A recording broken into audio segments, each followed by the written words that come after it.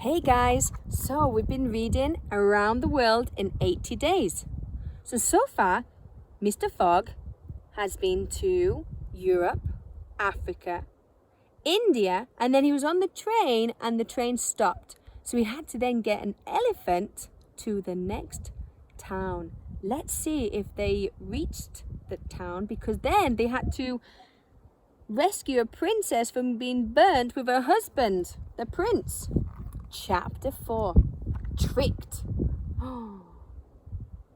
At Allahabad, Fogg gave the elephant to their guide and jumped on a train, but Fix had reported the butler's fight at the temple. As they arrived in Calcutta, Fogg and the butler were grabbed by the police and taken to court.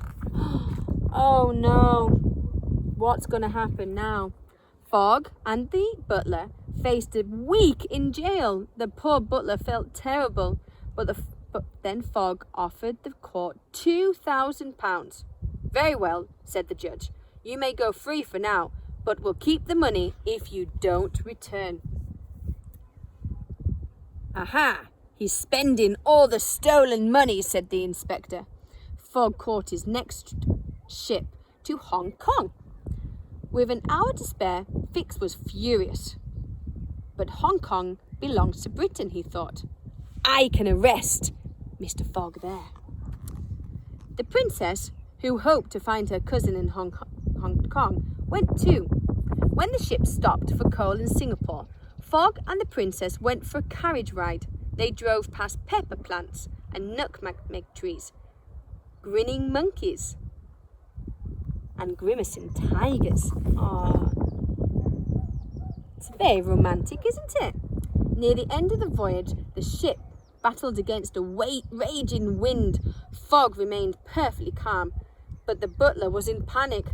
We'll miss our next ship! I know it! I know it! In the end, they reached Hong Kong one day late.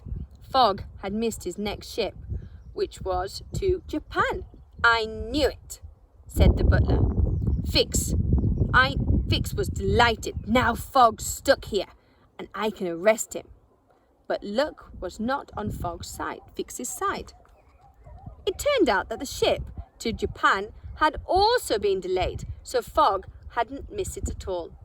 Even worse, Fix's arrest papers still hadn't arrived. Fix was desperate. Somehow, he had to keep Fogg in Hong Kong until the papers came. What is Inspector Fix going to do now? Let's see. Fogg booked a hotel for that night and set to find the princess's cousin. He sent the butler to reserve 3 cabins on their ship.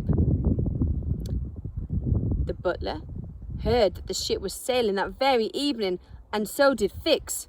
I must tell my master right now, or he'll miss the ship, said the butler.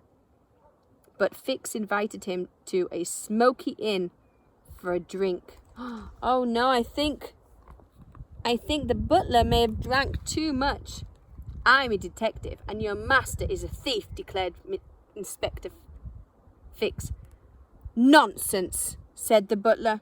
Fogg mustn't know his ship sails tonight, thought Fix, and bought the butler more and more drinks. Oh dear. Let's see what happens. Will Mr. Fogg get the ship? Fogg was there ready the next morning, and the princess would stay with him. Her cousin had already left Hong Kong, and so of course they had their ship. There was no sign of the butler either. The next steamer wasn't leaving for a week, but Fogg did not give up easily. Instead, he looked for another boat to take him to Japan. Finally, Fogg found a captain of a small boat who agreed to take them to Shanghai. You can catch a small little boat to the next town, he said. Seeing Fix, Fogg offered him a lift. Before the boat left, Fogg searched all over Hong Kong for the butler. But he had vanished. Where had the butler gone? Is he still asleep in the bath? Let's have a look. For 2 days, the little boat sped through the waves, up and down, and a great storm blew up, and the gigantic waves crashed upon the deck. The boat was tossed around on the sea like a ball. Oh, I don't feel very well, said Inspector Fix. When at last the wind dropped, they had lost precious time. Even with all the sails hoisted, the boat couldn't go any faster. Then Fogg spotted a steamer. That's the one from Shanghai, said the captain. Signal her, said Fogg. With a bang, a rocket soared into the air, and the ship steamed over. As soon as it reached them, Fogg and the princess and Inspector Fix clambered aboard. So here's their little boat, and then they're going on to the big boat. But in the meantime, what had happened to the butler? He had woken up in time to get the ship to Japan. Rushing on board at the last minute, he discovered, to his horror, that Fogg wasn't there. When they landed at Yokohama, the butler didn't know what to do. He was wandering around in despair, and then he saw this poster. A touring show. Remember that the butler is an acrobat. Maybe I could join the acrobats, he said to himself. They're going to America, and that is where Mr. Fogg is heading next. Can you sing? Standing on your head, with a tap on your left foot and a sword on your right? Asked the owner of the group. Yes, the butler nodded. You're in. That evening he took part in his first show at the bottom of the Human Triangle. Oh, there he is. The crowd loved it, but suddenly all of the acrobats collapsed in a heap. Passepartout, the butler, had spotted Mr. Fogg, jumped up, and he ran over. There he is, Mr. Fogg.